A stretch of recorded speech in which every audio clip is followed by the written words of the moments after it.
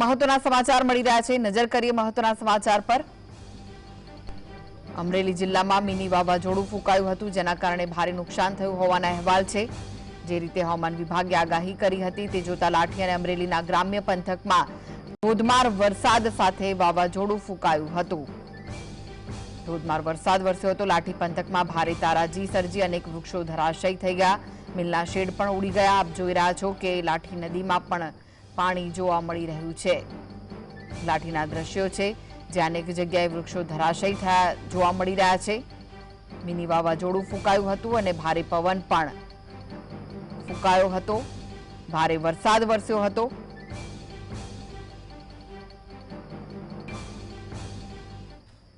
તો આ વિશે જ વધુ માહિતી માટે જોડાઈ ગયા છે સંવાદદાતા કલ્પેશ। કલ્પેશ, જે રીતે હવામાન વિભાગે આગાહી કરી હતી તે જોતા અમરેલીમાં મિની વાવાઝોડું ફૂંકાયું હતું, ભારે નુકસાન થયું છે, શું વિગતો મળી રહી છે?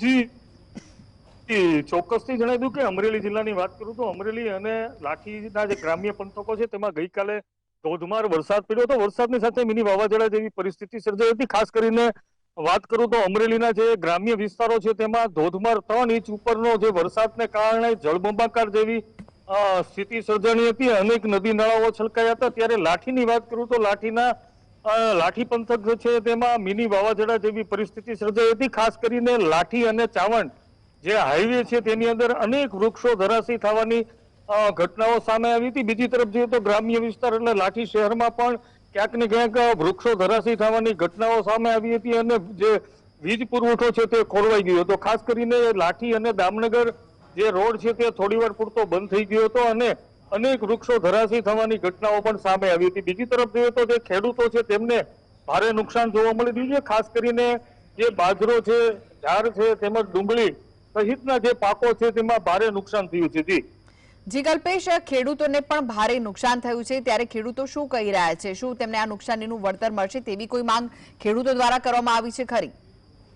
જી ચોક્કસથી આપણી સાથે લાઠીના જે પ્રગતિશીલ ખેડૂત રામજીભાઈને હું આપણી સાથે જોડાઈ રહ્યા છે। તેમના પણ ખેતરમાં ભારે નુકસાન થયું છે।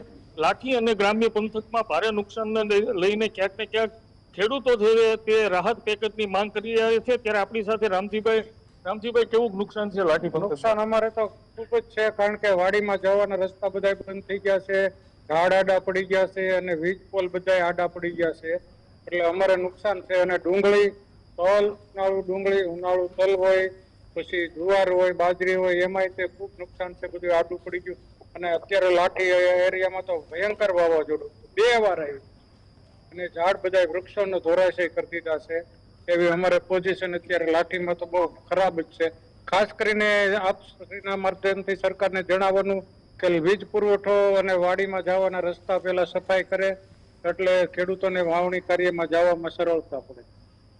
ત્યારે આ હતા રામજીભાઈ કે જે અહીંના લાઠીના પ્રગતિશીલ ખેડૂત છે। તેમનું કહેવાનું એ છે કે આજુબાજુના જે ગ્રામ્ય વિસ્તારો, ખાસ કરીને જે ખેતરમાં જવાના જે રસ્તાઓ છે ત્યાં અનેક વૃક્ષો ધરાશયી થયા છે, તેની કારણે જે ખેડૂતોને જે ખેતરમાં જવાનું હોય છે તે મુશ્કેલી નો સામનો કરવો પડી રહ્યો છે। બીજી તરફ જોઈએ તો જે વીજ પુરવઠો છે, અનેક જે વીજ પોલ છે તે ધરાશયી થયા છે, તેની કારણે જે ખેતરની જે લાઇટો છે, જે લાઇટ છે, કનેક્શન, વીજ કનેક્શન છે તે બાંધિત થયા છે, તેને કારણે ખેડૂતોને ભારે મુશ્કેલીનો સામનો કરવો પડી રહ્યો છે। જી, આભાર કલ્પેશ માહિતી